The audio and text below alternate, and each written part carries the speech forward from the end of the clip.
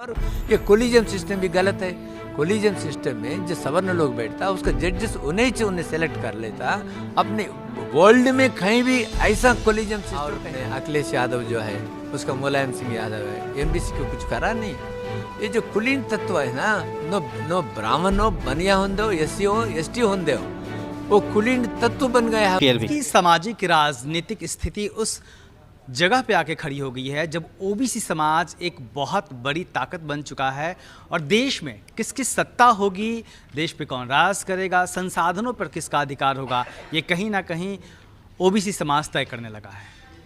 OBC समाज आज किस धड़े के साथ खड़ा है, इस समाज के सामने क्या चुनौतियां हैं और क्या ऐसी बातें हैं जिसे वो समझ नहीं पा रहा है, क्या चुनौतियां हैं, इस बारे में बातचीत करने के लिए हमारे साथ हैं जस्टिस ईश्वरैया सर, जो कि आंध्र प्रदेश के फॉर्मर चीफ जस्टिस रहे हैं। और इस बातचीत में हमारे साथ रामू सिद्धार्थ भी हैं और हम लोग मिलके सर से बात करेंगे। जुडिशरी से रिटायरमेंट के बाद तमाम लोग मतलब एक अपनी लाइफ जीते हैं, एक उसमें रहते हैं, घेरे में रहते हैं। आपको ऐसी क्या ज़रूरत पड़ी कि आप सोशल रिफॉर्म के लिए आगे आए और आपने सोशल रिवोल्यूशन अलायंस बनाया है जिसके आप कन्वीनर हैं? क्या मजबूरी है आपकी?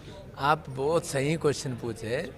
मैं समझता हूँ कोई भी एक एक्टिंग चीफ जस्टिस होके 14 ईयर्स हाई कोर्ट के जज होके और national commission for backward classes के चेयरमैन होके यूनियन कैबिनेट मिनिस्टर दर्जा पे काम करके कोई भी चीफ जस्टिस हो ये जंतर मंतर पे आके धरना नहीं करेंगे और वही सामाजिक न्याय के वास्ते नहीं लड़ेंगे, उसकी खुद के वास्ते, उसकी जो परिवार के वास्ते काम करेंगे, मगर समाज के वास्ते ज्योतिराव फुले जैसा, महात्मा अपने ये गौतम बुद्ध जैसा, बाबा साहेब अम्बेडकर जैसा, नारायण गुरु जैसा, साहू महाराज जैसा कोई भी आदमी आज करने को तैयार नहीं है। मैं एक हर आदमी एक सुख से रहना, माना ब्लिसफुल जीना, पैसे से पोस्ट से इससे नहीं आता। जो अच्छी काम करा उसको तसल्ली मिलता, उसको आश्वासन मिलता, उसको जो ब्लेसिंग्स मिलता, ये सबसे बढ़िया है। मैं वो एंजॉय करता हूँ। सवाल कि एक हद तक बहुजन समाज ने, आदिवासियों ने, दलितों ने, पिछड़ों ने ये लड़ाई लड़ करके पॉलिटिकल रिप्रेजेंटेशन तो एक हद तक हासिल किया या हाँ मजबूर कर दिया पॉलिटिकल रिप्रेजेंटेशन देने के लिए। लेकिन नौकरशाही हम देख लें, अभी जो लेटेस्ट आंकड़ा आया है 85% पे ऊपर सचिवों में या न्यायपालिका में या खेती में या कॉरपोरेट में या बौद्धिक जो केंद्र बने हुए हैं विश्वविद्यालयों में, मीडिया में, हमारी बहुजन समाज की अभी भी हिस्सेदारी 15%, 13%, 12% के आसपास है। इसकी मूल वजह क्या देखते हैं आप?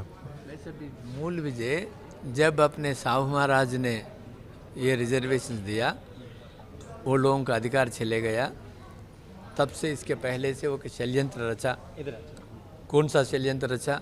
ये हम जो सामाजिक न्याय के ऊपर एक मनुस्मृति रचा और अपने एक भावना बिठाया, क्योंकि जो ब्राह्मण, बनिया, क्षत्रिय और रूलिंग क्लास है, ये अपने क्षूद्र और पंचम ये लोग हमारे वर्किंग क्लास है, उसका कोई भी अधिकार नहीं है।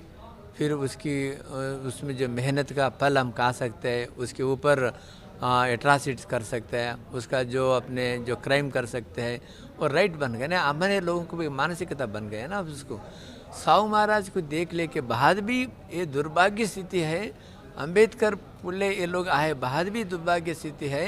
ये रिजर्वेशंस नहीं है, अपने रिप्रेजेंटेशन है, अपने शेर है बोल के लोगों में चैतन्य नहीं था।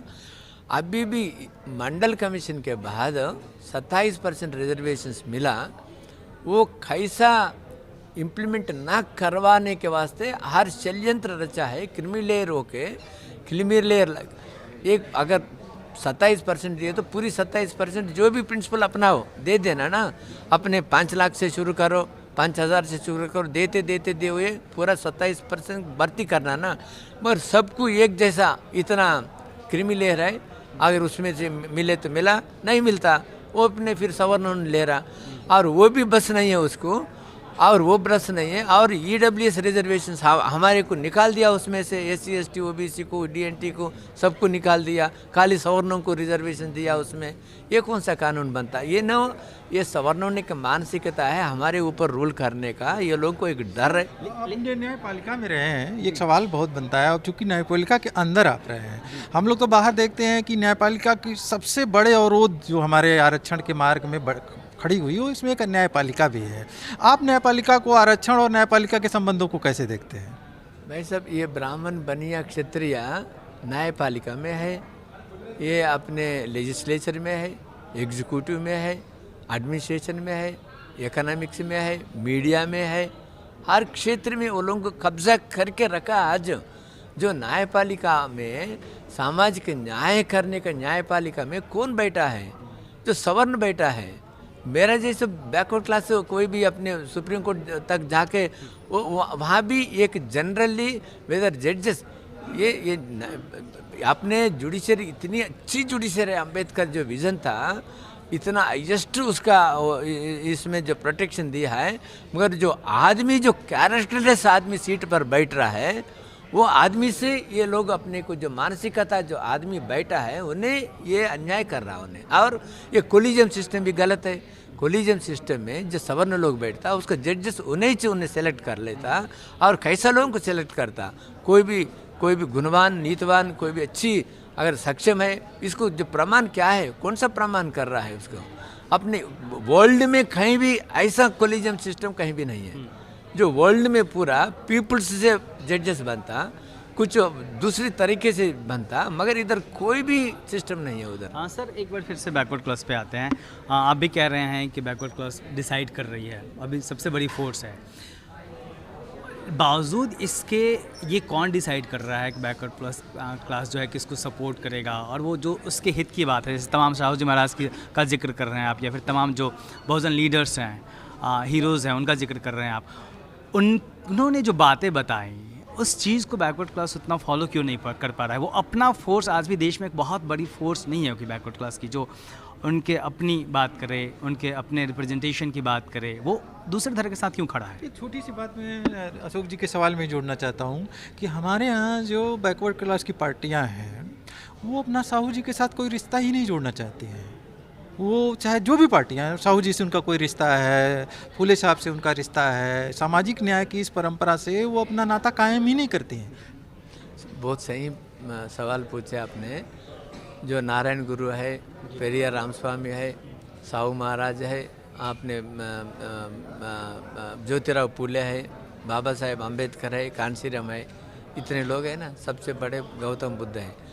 मगर ये राज्य एससी लोग भी मुख्यमंत्री बने, और वो राष्ट्रपति भी बने, और यादव लोग भी बने, मगर वो कौन सी समाज को उदाहरण करा? जो मायावती को, उसको मोस्ट बैकवर्ड क्लासेस को, दूसरा जो मार्क्स को कुछ करा उन्हें, और अपने अखिलेश यादव जो है, उसका मुलायम सिंह यादव है, एमबीसी को कुछ करा नहीं। ये जो कुलीन तत्व है ना, नो ब्राह्मण हो, बनिया होंदे, एससी हो, एसटी होंदे, वो कुलीन तत्व बन गया है उन्हें। ये उन्हें अपने माना इसको एक विज़न नहीं है, ये सामाजिक न्याय करने का कमिटमेंट नहीं है। वो ब्राह्मणों को डर के उसकी लपेट में रह के फिर रूल करने वाले हैं। उस वास्ते हमारे लड़ाई काली ब्राह्मण बनिए के नहीं, हमारे लोग भी कुछ मुख्यमंत्री बने, आप सबको न्याय देने का। मतलब हमारी लड़ाई जो एलीट क्लास में जाके शामिल हो गए हैं, हमारे लोग, उनसे भी है। हाँ, उनसे भी है। ये मेरा सवाल है, आप समझो जी। कुलीन तत्व को खत्म करना चाहते, डेमोक्रेसी होना चाहिए।